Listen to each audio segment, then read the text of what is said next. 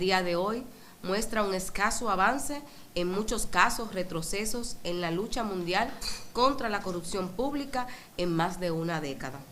La República Dominicana avanzó por quinto año consecutivo al alcanzar 37 puntos, ocupando el puesto 99, mientras que en el 2020 había obtenido la más baja con 28 puntos, en el puesto 136.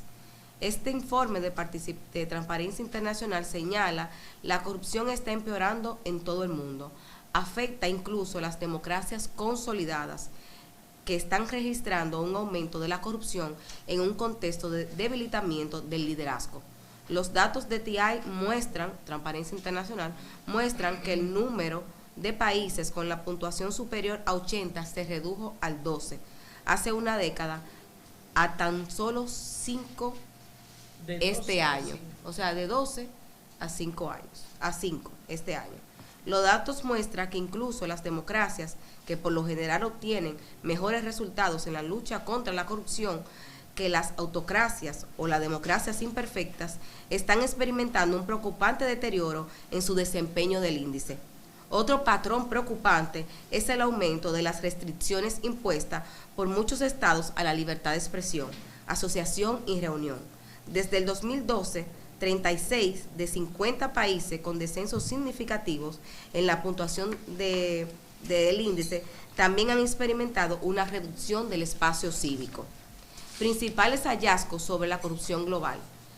El índice clasifica 182 países y territorios en función de sus niveles percibidos de corrupción en el sector público, en una escala de 0, altamente corrupto, a 100, muy limpios.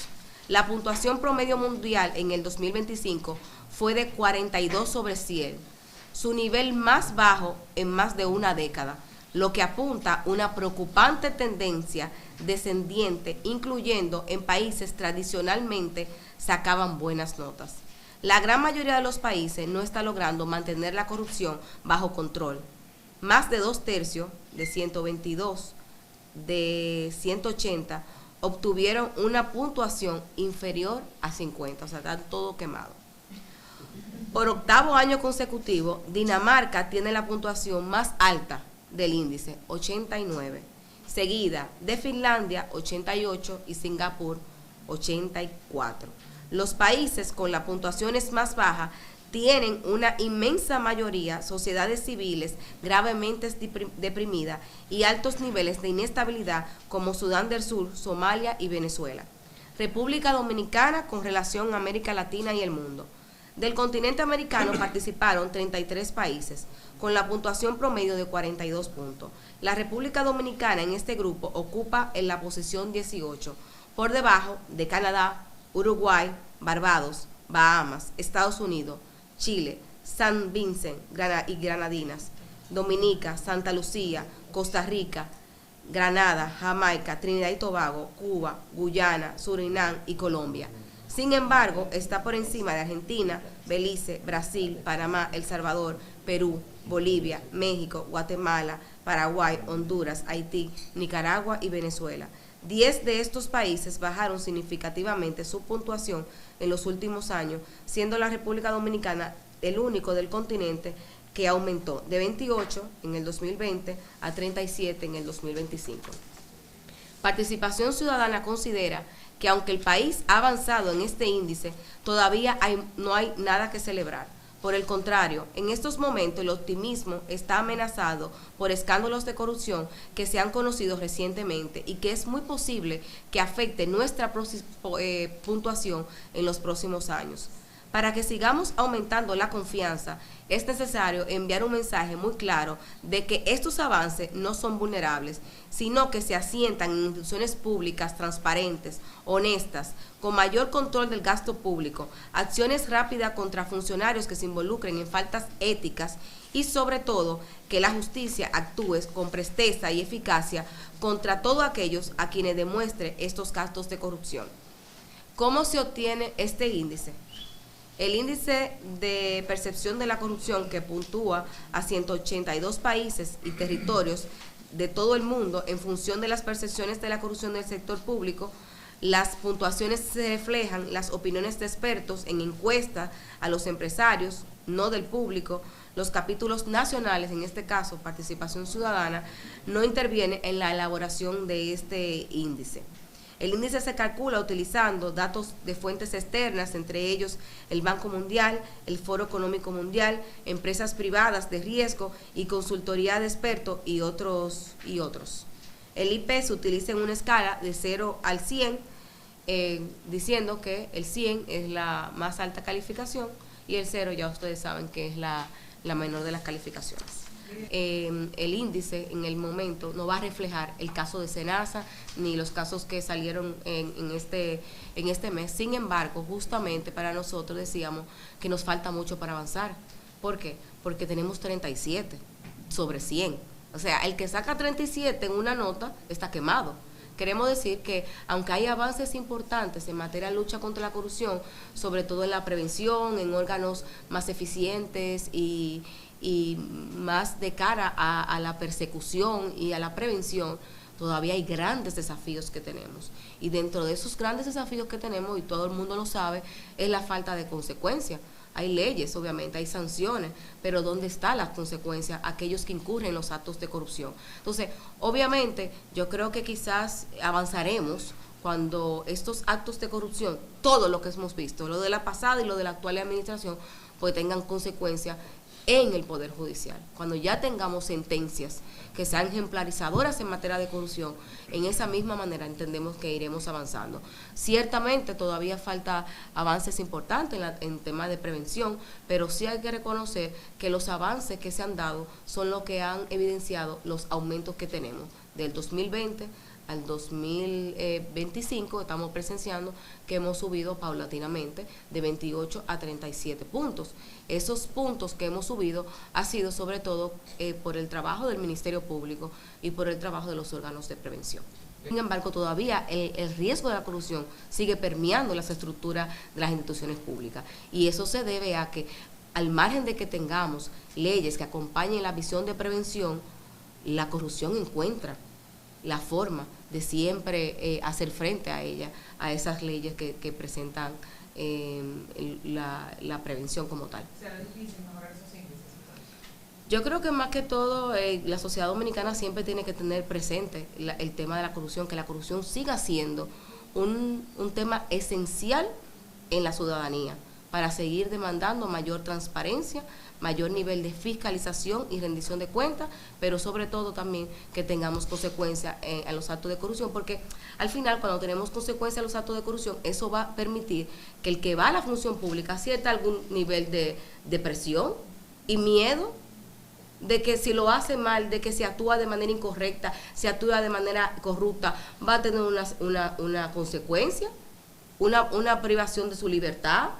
O sea, estamos viendo cómo, obviamente, el hecho de que la impunidad alimente la corrupción, no solamente que tengamos mecanismos de prevención eficientes, de que, como tú decías, que los controles internos funcionen y los externos también funcionen, es que también una forma de prevenir esa corrupción, porque la corrupción no va a acabar nunca. Mírenlo aquí, ya lo hemos visto en el índice, todos los países tienen niveles altos de corrupción, la gran mayoría. ¿Cómo se hace frente a la corrupción? Con la impunidad. No solamente con mecanismos, aportando a los mecanismos de prevención, sino también haciendo frente a la impunidad. No sé si mis compañeros también quisieran abordar. Desde el Poder Judicial, con los casos que ya están en los tribunales. Doña Miriam. Eso, la parte de los tribunales va a influir mucho también en la percepción que se pueda tener en los próximos años, porque como ya decía Lady, la impunidad es el factor fundamental. El ser humano siempre podrá optar por violar las leyes, por cualquier cosa. Eso siempre lo han hecho y lo van a hacer. Ahora, en los países donde esto se castiga de manera muy fuerte, la gente lo piensa. Y agregar a lo que tú decías ahorita, de que si siempre va a haber esto, que tanto lo va a haber, eso depende de nosotros. Ustedes, los que están aquí, son parte de ese proceso de avance que ha tenido el país. Esos puntos no se le pueden atribuir exclusivamente, vamos a decir que en parte el gobierno que esté, pero fundamentalmente la sociedad dominicana, que ha pasado a ser de una sociedad que justificaba la corrupción a una sociedad que la combate. Y eso es lo que nosotros tenemos que mantener. Tener en cuenta que es una lucha larga, esas cosas que se construyeron por más de 100 años, desde que la República comenzó siempre ha habido corrupción, y mucha, en el siglo XIX, en el siglo XX. Y no podemos cansarnos. Ustedes son parte fundamental en que no nos cansemos. El índice de la percepción de la corrupción es justamente eso, percepción. Recordemos que no es una medición científica que se puede cuantificar de manera directa. Segundo punto que es muy importante, es un índice de percepción externa al país sobre la corrupción.